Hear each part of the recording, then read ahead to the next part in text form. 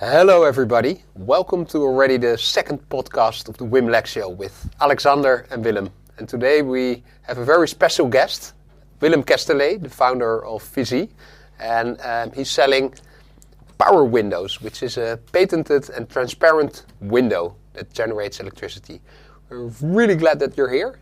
Could you tell us a little bit more about yourself, your company and your background? Sure, that's a lot of questions. Let's start with the first one, myself. My name is, as you said, Willem. I studied in Delft, applied physics,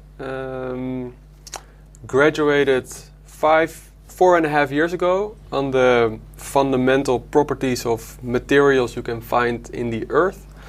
And from there I met my now co-founder, but back then study friend, colleague, how you want to call it in your student days.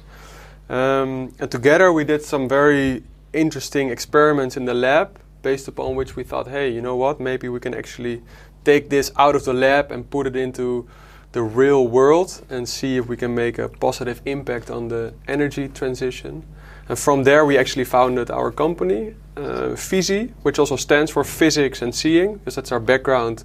And we think that by looking at it from a physics perspective, it shouldn't be that hard of a challenge or problem to solve. And that's how we came up with our electricity generating windows. That's about 4 years ago. And we were just talking before that as you start your entrepreneurial journey, your product continuously evolves. And currently it evolves from an electricity generating window to an intelligent communicating window that not only produces electricity but also hugely saves on the energy consumption of the building itself, and maybe even equally important, highly increases the user experience of the building, as you will, so that people living there or working there are more happy, more productive, more comfortable. And it's obviously a great solution. How did you become so driven about sustainability?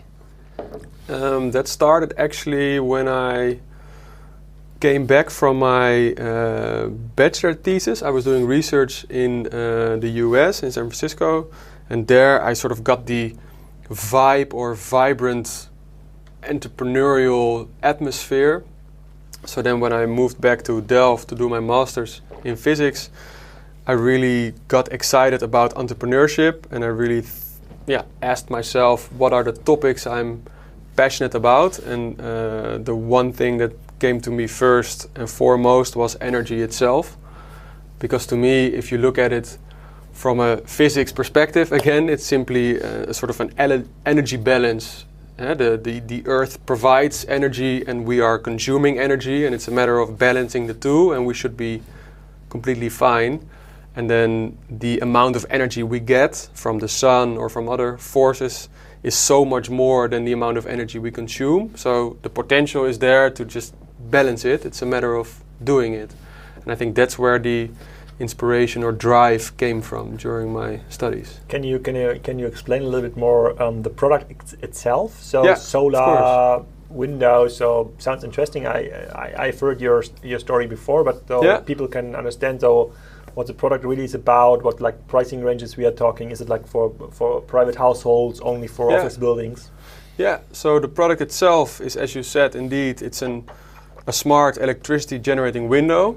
So let's start with the last part. It's a window. It's fully transparent. It has the same insulation values as any double or triple pane window. So we can offer as the market demands. We can do double pane, triple pane, small, large windows. We don't affect the design or aesthetics or functionality of the window itself. What we do is we add functionalities. So we add integrated solar in the edges, and we add smart sensor technology in the edges, so it's hidden from sight. But the result is that is basically a traditional looking window that positively impacts your energy efficiency and level of comfort. And if you compare it to a standard solar panel, people can relate to, because it's now installed in Germany on all the like new house roofs.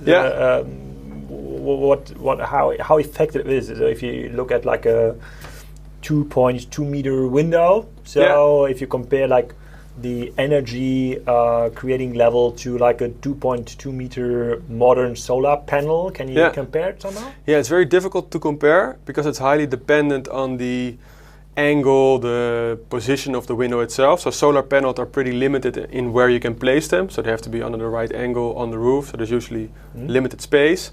But if you compare sort of ideal test facilities, so ideal angle and everything is optimized perfectly, then I would say that currently we are about 1/12 of a solar panel, and commercially and in research we're getting close to 1/5 and or 1/6. So that would mean that you would need 6 windows per solar panel to get to the same electricity production. However, because of the fact that it's a window you can install anywhere, and we use novel technology that it's not angular dependent, so you can install your windows on the east and on the north side of your building and it still produces as much electricity. But by incorporating the sensors, it does not only produce that amount of electricity, but it also saves up to 20% of your energy consumption. And that's actually where the huge benefits are made, because that goes until the entire energy efficiency of your building. How is that working? What you could do is, what we do at least, is we look at a building as if it was a human, and then the facade is the skin, just as your own skin. So it knows when to sweat or it knows when it's cold. And that's also what our windows provide. So they're in contact with the internal and external environment. So it knows temperature, light, air quality, anything you are interested in knowing as a source of data. And it communicates this either with a local building management system or with our own algorithms. So our windows know exactly how the building is doing from an energy perspective and can preactively steer on that. So for instance, if your window every day at 3 o'clock when the sun hits the window, it knows that 2 hours later it's too hot in the room and the AC goes on. And the third time that happens, our windows communicate to the AC like, hey, it will become warm here. Maybe we already want to start cooling a little bit and lower the sun blinds. And this intelligence makes it 20% more energy efficient. The energy system itself. Okay, and you're producing it in your own factory, or where do you produce it? So we produce it, everything we develop ourselves. That's what we like to do. And then as soon as it works, we patent it. And then all the production takes place at the glass and or window manufacturer itself.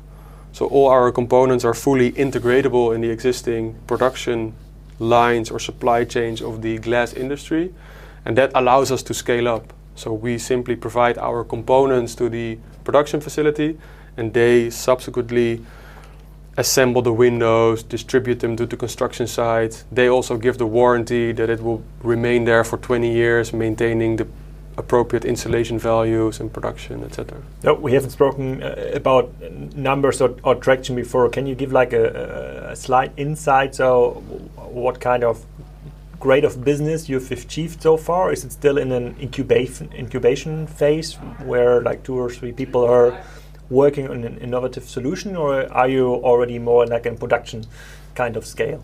Yeah, I think it's sort of startup going scale up phase we're now in. So we are just shy of 30 people. We just closed our first big contracts in both the renovation and construction of commercial and residential real estate. So we're really showing the potential. We this year closed our funding round for the next 2 years to really scale up and to internationalize.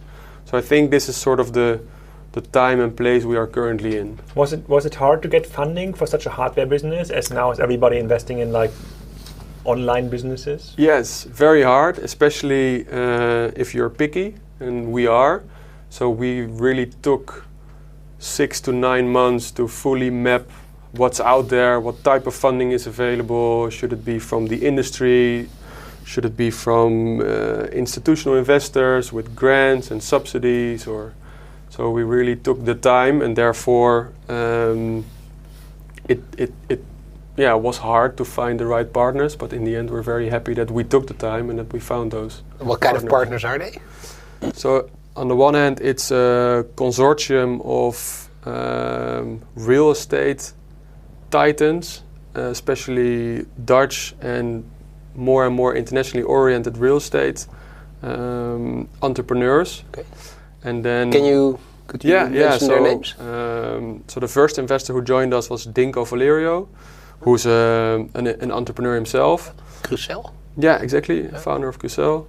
And then we have from the construction industry Daan van der Vorm van Vormbouw en Ontwikkeling, Job Dura from Dura Vermeer, Koen van Oostrom from OVG Real Estate, now Edge Technologies, and the family Van Vechel, who run Timeless Investments, for instance. So that's really more a family that has multiple participations in either real estate development or real estate investments. Cool. Wow. Yeah. And you said that was the first partner, the consortium of real estate. And are there any other investors? Yeah, the second, let's say, investor is the European Innovation Committee. So we got awarded the SME Phase 2 grant, which is a grant for European SMEs that are trying to make an impact in for instance, energy. But they are the sort of a matching grant, so they match the amount of the investment of the investors. Though I guess this is the case, like if like the tools and the components are providing like intelligent information on housing. This is like especially a case for new buildings or buildings under construction. Yeah. But is it like a business case? So I guess like windows are getting a little bit more expensive than standard windows. So you must make some money somehow. But do you have like a prognosis where you say, okay, after like 10 years, because you saved so much energy in terms of like your air condition or your produced energy, it's already paid back? Yeah, exactly. So what we now promise is that the window itself will never be more than twice as expensive as a normal window. So then how to pay back for that extra investment. In the beginning, it was a lot focused on the electricity production.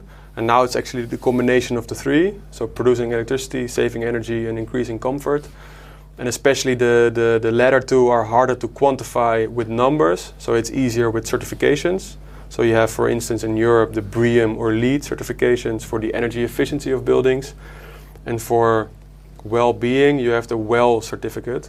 And those certificates... There's a certificate for well-being? Yeah, it's very... Just some facts. So we are spending 90% of our time inside buildings. So the way we experience being in buildings is of high importance to a lot of people, especially real estate developers, because for them it's a return on their investment. So we offer in both those dimensions sort of a level up in such certificates, which directly translates into more value per square meter, bluntly put.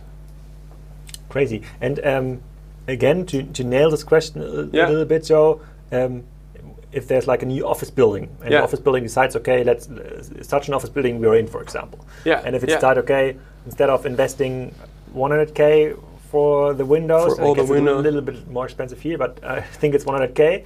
You say, okay, it's 200K. So how long does it take to earn the money back, so to say? I would say on average between 6 to 8 years. Okay. Yeah, that's fast. Yeah, I think that's even faster than the standard solar panel investment case. That's These usually were like calculated years. for 12 to 15 years, yeah, right? Yeah, exactly. And that's also what we really believe, that I think in the future, so with the 2-year runway we now have, at the end of the 2 years, I actually want to be at 3 years. Oh yeah? Because then is when I believe it will become... We're seeing the next real estate tycoon here, sitting in the WimLex Show. Let's hope so, because I think what we offer is really a solution that actually highly impacts the energy efficiency of the built environment. And it's complementary to solar panels. So I'm still a big fan of solar panels on roofs where there's room for solar panels. I'm only advocating that the facades are so far unused to contribute to this energy mix, and why not use it? And there's more and more glass now built into facades. Yeah. Exactly. And can I just, I haven't seen like a picture from your windows, but when it's built into the edge, can I imagine it in a way that it looks like a solar panel inside the edges? Yeah, exactly. Okay. So now, I don't know if you know, but if you look at double or triple pane windows, if you look in the glass itself, in the edges, you sort of see an aluminium strip. Yeah. And that's then a solar strip. So, is there a reason not to go with a solution like yours then in the future?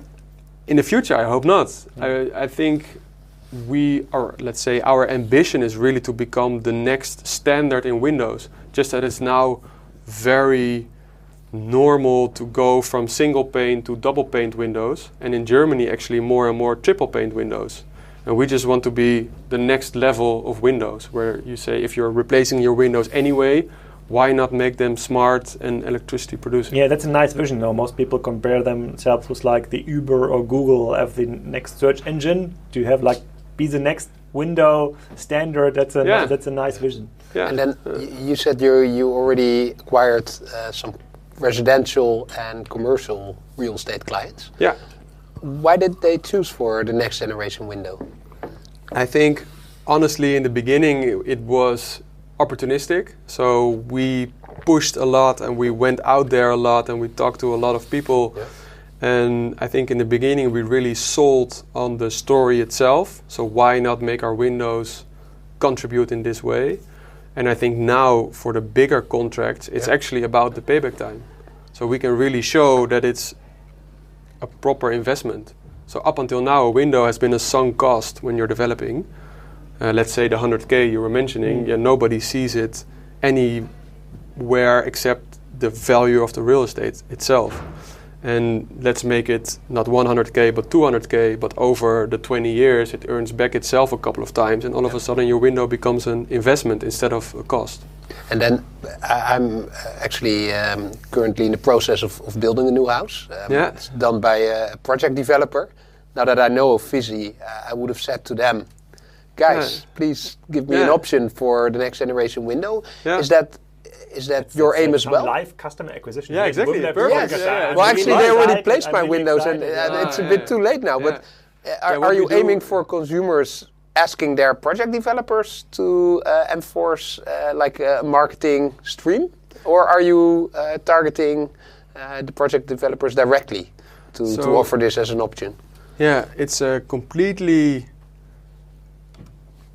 mixed up market, so we really target everybody. Okay. We target tenants, owners, architects, governments, developers, investors, constructors, or contractors, I must say, because all of them need to want it, because it's new in a conservative industry. So everybody needs to be comfortable enough to work with our technology. That's why we partner with the manufacturers themselves, so that they give the warranty that the window itself is good. And then if it comes from a trusted glass manufacturer, the contractor is okay to work with it, and the facade builder is okay to work with it. So we target all these stakeholders. And where do you find the most receptiveness so far? At the developers, the real estate developers. Yeah, they usually take the risk. For them, it's really about distinguishing themselves from the other developers. So they have to win the tender. And for them, it's really a distinguishing fact to be able to offer these types of windows to their clients, being a government or an owner. And I can imagine that in B2B, companies are being more careful about the choices they make. Yeah. Do you see momentum there as well? Yeah, it's getting there. It's like you said, they're a bit more cautious, so they look at best practices or track record, and as we are now building track record, it becomes more and more easier to also convince the B2B or the commercial industries. Yeah. And do you see prime examples here in the Netherlands? Like I've been in the Edge a couple of times. Exactly.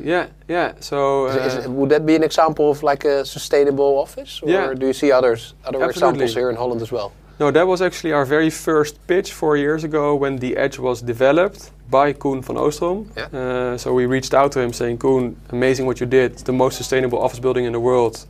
Congrats, but it's kind of cheating. And then because what he did, very cleverly, he installed plenty of solar panels on surrounding facilities, contributing to the energy label of that office. And then we said, yeah, that's not really scalable if you want to make every building an edge building. And then we said, but we have the solution for you. If you simply use our windows instead of the normal windows you now used, you could have achieved the same energy level. And that sort of got that relationship going, and that's why he took up the first pilot with us at the Rabobank in Eindhoven. And now he developed his second edge building here in Amsterdam, close to the Stadionplein, where now our windows also installed, generating all the data and sort of proving the value we want to deliver to the clients. Wow.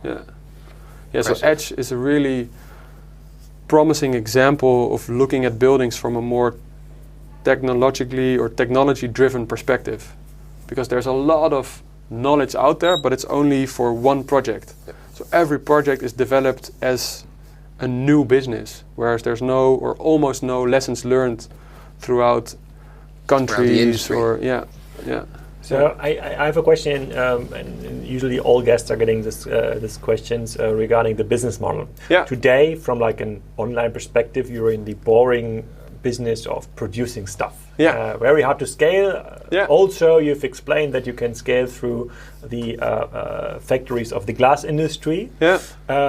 But if I was an investor in PHYSEE, I would like to hear what kind of non-product related business, like kind of data revenue stream or something, could be there in the future. Could you like gather information from the households and selling them something which is more like Google Nest? Because what you're actually implementing in the houses is like, that's kind of a digital device. So you're getting like exclusive information on housing health. I would say, and there's like, it smells like a data platform here from investment perspective. So, could you go a little bit deeper in there? Absolutely, and I think that's also what triggered me to join today. Is as I am completely uneducated on the topic, we as a company completely see that that's going to be our main driver for future growth. Mm-hmm. So we provide solar to produce electricity, but the whole value proposition is now built around the integration of solar into sensors. Mm-hmm. So basically every building gets its own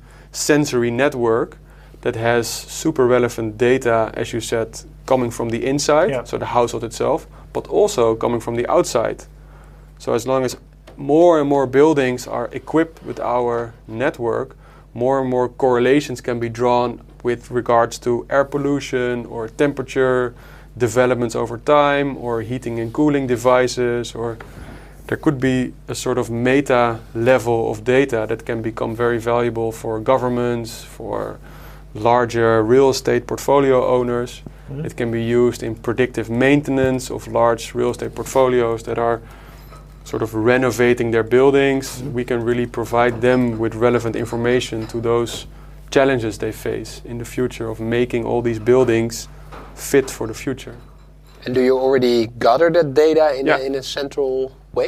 Yeah, so all our windows are communicating with our own servers, our servers, and there we also interpret the data and we put on our own weather models and algorithms for the windows to become as effective as possible for our clients. And on the other hand, for us, it's also a way how we develop our products, so we can really test and see how our products are doing, and thereby know how to improve and how to keep on continuously work towards this new generation of windows. And do you already have some examples of things that you've discovered analyzing the data? I think people don't open their windows enough. No, exactly. And I think it's sort of a catch-22. I think the more data you have, the more information you can provide. So I think actually that's how we came to including sensors. When our first power windows were installed, they were basically only producing electricity. But then the interaction with the client was like, oh, this is so interesting, but how much electricity is it producing? How warm do they become? And do they produce more when it's cloudy, or when it was raining yesterday? And then we said, oh, you know what? Yeah, we can just add sensors and we can tell you tomorrow. And that's how it got rolling. So for now, it's really giving and providing these insights on which the end user can have their buildings perform better. And this next level of data analytics and services we aim to provide, that's something we have to grow towards, and we have to also hear back from the industry what they want to know. Do they want to know air quality or motion sensors of how many people are using which rooms, when and why, and have the windows or the rooms communicate with each other, like, hey, the air quality is better here, you can sit here, or open up ventilation shafts amongst each other so that the air flows naturally through the building. I have a question, and we need to go back a little bit here on customer acquisition. So very recently, like 1 hour ago, we had a guest here who told us that he get his first thousands of customers by some good PR. And this seems to be like a case which is very, very PR relevant. Not everybody's building a house right now. That is just it's not like Ben's case where everybody's having like a mobile phone contract. But this seems to be kind of a no-brainer to me that if it's pushed right in like a PR strategy, that every real estate developer or private developer would say, okay, that's legit. So money is free in the market. So even like the extra price, the 100K extra for my house, probably will be covered with a riskless loan by the bank, and then it's going to be paid back itself like in 8 years. So that's a no-brainer. So what hinders you like from such a strategy or growth? Why can't you sell like hundreds of thousands of such panels tomorrow? Yeah, that's a good question, and it's also how we quite recently went into partnership with ING Real Estate Finance. That's a bank in the Netherlands, and then especially ING Real Estate Finance, they finance their real estate clients. And I'm hoping that they can become the entity you're referring to, so that they can pre-finance to their real estate clients when they're renovating their buildings, that they can finance our windows, and we can make sure that they get their returns over the 20 years that their windows are there. Yeah, so what you're essentially saying is you're lacking some data still, because for a bank, that is, if you present me as a bank, banks are like full of money. They don't know where to invest money. And now you're saying me, you can invest like money in Windows. Right now you can put in now billions of dollars now, and it's going to be like even more billions in 8 years from now. Yeah, so that for us is a matter of scale. We're simply this startup going scale up in Delft as we started this podcast. So it's either between now and 5-6 years that we hope to be delivering our windows globally, and that it is indeed the no-brainer you're referring to. Are you able to attract enough talent in Delft? I don't know Delft. It doesn't sound very big to me, like Amsterdam or Rotterdam. It has a very good technical university, luckily. That's so for you, that legitimizes the fact that we are in Delft. In my opinion, it has the best technical university, at least in the Netherlands. Thankfully, a lot of other countries also think so. So there's a lot of international students coming to Delft to pursue their master degree. And from there, that's our recruitment pool. But then again, we're now moving to our first big office that can hopefully host, let's say, about 50 people. So in 1 or 2 years' time, we might need to expand to the bigger cities in the Netherlands. But I think actually Delft is big enough to serve the Netherlands, and we're now looking into Germany and the UK first for our internationalization strategy, and from there go to the Asias or the Americas.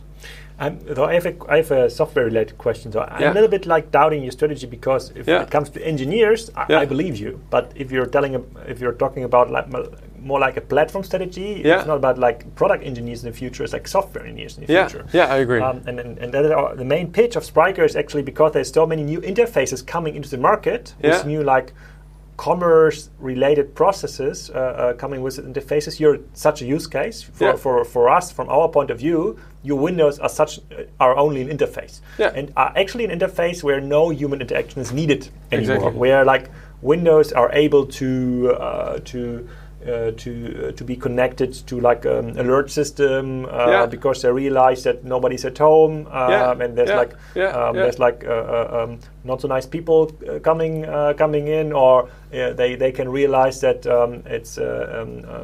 that there's like a water damage in the house because they can measure humidity in the air. So that's so-called IoT use cases. But if I think about those cases, we have a couple of clients who are connecting their interfaces to our platform to push like commerce operations in there. That is a software engineer driven business. Do you have already software engineers in your company? Two. Yeah. So hiring or looking for a third one. So when it comes down to software engineers, is Delft still a good place to be? Good question. I think in the Netherlands it's good enough because it delivers then the whole package from hardware to software. But I'm assuming that Amsterdam and Rotterdam has equally good software engineers. Well, the funny thing, TamTam, the founding company of DEPT, they started in Delft as well. Yeah, they've grown to I think about 150 people in Delft. What could happen to so there's actually they had a good success rate. But the thing also in the other big cities, as in the whole of the Netherlands, finding developers is extremely hard right now. Yeah. So the question is whether to move to Amsterdam or Rotterdam would solve this issue. Yeah. Perhaps nearshoring or hiring talent from other markets. And what we did is we brought in people from Portugal to DEPT. Because we couldn't. Well, we still can find talent here, luckily, but also we need to look outside of the country to find talented people. I'm just raising this issue because usually my questionnaire is like, where do you get your customers from? So how much money make you from customer? How loyal are they in terms when it comes to like buying a window? In your case, as private customers, that's something you hopefully only do like every 10 or 20 years or something. So he might be loyal and love your product, but still it's not a recurring. There's no cool recurring revenue. So there must be like a recurring revenue business model based more on the software side, or is there more products coming out where maybe your windows are not so solid and then there's a change like every 10 years? So, but is there like another product which you can add on the Windows side? Doors? Yeah. So what we do is we offer multiple solar doors. No, but we also offer multiple functionalities we can connect our windows to, but that's usually ventilation, sun blinds, lighting, those energy-related functionalities. And I'm fully with you that the cooler recurring revenue streams or subscription-based models are all in the software side of our solution. And could then consumers get to the data through the PHYSEE app, or can you integrate that with Nest or with other smart meters as well? Yeah, both. Okay. So we can open up our API and have it shake his hands or her hands with any other. Okay. Or we can provide our own. Is that already in place? Yeah. Okay. With which smart meters? We're now working closely with Engie and their energy system. We're going to do, hopefully next year, a test case at the Tropicana. You Blue might City. know as the swimming pool, and is now Blue City. And there we're going to show a lot of windows. How we can work together. A lot of windows are very hard to control the climate internally. So it's like a greenhouse. So it's extremely hot in the summer, extremely cold in the winter, and our windows can balance that peak hugely, and thereby it's also interesting for Engie because then they can provide their energy more as a service. Yeah. I was always asking myself, so is it so hard actually to integrate solar panels into other devices? So you mentioned like solar sun blinds. So sun blinds are going down usually when the sun is too strong, which is like a perfect use case for solar panels integrated in sun. Is it hard to do, or is it expensive? The quick answer is it's very hard, but I agree with you. It looks so obvious that it seems simple, but we're now actively engineering our product for 4 years, and it's now getting into a phase where it's certified, scalable, affordable, and so that took quite some engineering from a very good starting point. Like the entire research we put into it beforehand, I think it's cumulatively 9 to 10 years of fundamental physics research, what was sort of the stepping stone to where we are now. So it looks very simple, I fully agree, but to make it work is quite difficult. Thankfully, because then it's harder for others to... No, I'm still more inclined in the software ideas. Or that's what Google and other companies are buying. They're buying like access providers, like consumer interfaces. And here I think B2B industries like real estate developers are usually not digitized at all. So this seems to be a very, very interesting starting point in their industries. And if you're able to convince like banks like ING or other banks to improve the use case, that's really going to pay back. Plus there probably might be some federal programs helping like the real estate developers to push it. It's a super interesting case from my point of view. I have another customer acquisition related question. Would it be interesting for you to push your product on like standard marketplaces like an eBay or Amazon or Alibaba to reach end customers like him? I think in the future, absolutely. I think for now, the economics work better at large development projects because then the energy efficiency or the energy savings really account for something. But as I mentioned, that in 2-3 years from now, hopefully the payback time drops to 2 or 3 years, and from that point onwards, it's definitely also interesting to push it through any other marketplace to consumers or individuals. Because then it just becomes, whenever you're replacing your window, I want it replaced with these services attached to it, like you mentioned, either theft related or water damage related, but also energy efficiency related, comfort related, monitoring the air quality of your the children's rooms or your bedroom, making sure everybody remains healthy and happy. But then thinking of your market growth potential, you're now focusing on new buildings. The biggest market is in existing buildings. So people who are doing a refurbishment of their house, renovations. Tropicana already has windows. Are you then replacing them? So that's literally a renovation or retrofit projects. That's up until now it's about 50-50 renovation or new builds. Usually when you're renovating, the outer shell is the first one to go because that's usually the worst in the worst state. So the foundation of a building is relatively solid, but then when you're renovating, it's usually because of energy actually, or because of comfort, and then the outer shell can be 20-30-year-old single pane windows that you can hardly open and close anymore, and then you want to have these double or triple pane windows that monitor the climate, etc. So you are thinking of a marketing strategy towards renovation projects. So we always say we have sort of 4. We have residential and commercial, and we have renovation and construction. Any mix between those is possible. And where currently do you see the most momentum? Actually, the renovation of residential.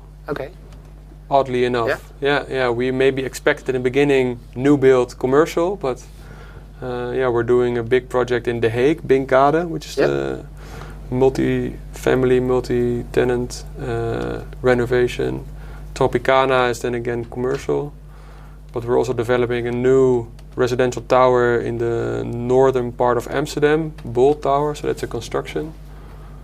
So it varies. So examples in all 4 dimensions. Exactly. And what are your biggest challenges right now? I think it's always a lack of time, money, and people.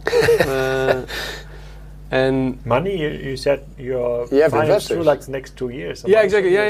But that's now, and then probably, hopefully, we grow quicker and we need money earlier. It's a fresh impression, so. Exactly. So we got the round, which is now a high, but then so now we need to spend the money on the right milestones, people, traction, and keep on running. So as we are hitting like the 40-minute marks, which is always like a signal for us, like to come to an end. So what is like the, apart from hiring people and rolling out like in the first project, is there something you're really looking forward in 2018, 2019 for your company? So aside from people and rolling out, which is exciting enough already. But maybe there's something behind that. Yeah, I think we're very excited about those big projects coming up next year. That's really going to be the proof point. That's going to be visible. It's going to be, when you're talking about it in Amsterdam, you can actually point across the waters and say, yeah, they're actually right there. Or when you're in The Hague or when you're in Rotterdam, then there's iconic landmarks equipped with our solution that we can refer to. And I think that's the exciting part for the beginning of next year. That's cool. So imagine there's now thousands of listeners in the podcast. Some of them real estate developers, some retail developers, but they do have other problems. And maybe some people building houses. Is there something how you could help them today? Is there like a special WimLex voucher you want to offer here, or should they just go to the PHYSEE website, or is there actually a way to interact with you? Yeah, there's absolutely ways to interact, and I have to think on the spot about a special WimLex deal. But what we offer our clients is what we call the feasibility check, so written as our company, feasibility check. And what we do is then with any plans, so drawings or anything available about the development or renovation of real estate, we do a full engineering analysis on the impact we can achieve with our product. And I'm more than happy to provide, let's say, the first 5 or 10 actually interested developers, owners, investors, what have you, that are looking to implement solutions like this, to have them come to our office, we show them around, and we can offer them such a feasibility check to see the impact we can realize for them. That sounds like a bright future for PHYSEE. I hope so. Should have had this interview a year ago, so I could be one of them. Exactly, one of the lucky few. We should have started the podcasting show that earlier. So would have known about. Now it seems for me that if it's working as you're promising, it's and I don't know about like the competition landscape here. If there's super many companies there, but as far as you're investing enough money in like the sensor technology and like the software part, I think it's easy to protect. And the first real estate developers and banking relation, it's like a momentum question here in the business model, but it sounds much more promising than in lots of pure play e-commerce business models. Well, thank you very much. You can learn in the podcast that this is the new brick and mortar retail. It's like pure e-commerce models. So there's a lot of tiers in the market right now. But it was really cool meeting you here. Likewise, again, telling your business model and customer acquisition strategies in the podcast. Thank you. And I wish you the very best. Thank you very much for having me, WimLex. And I'm also very keen to continue the conversation on the software side of things. As your mutual experience with DEPT and with Spryker, I think we can learn a lot. Yeah, I have a couple of ideas which we probably can discuss in the next podcast. Perfect. Sounds like a date. For the open audience. But for now, thanks a lot. And thank you, Alexander. See you next time. Yeah, thank you so much, Willem. Thank you, Willem.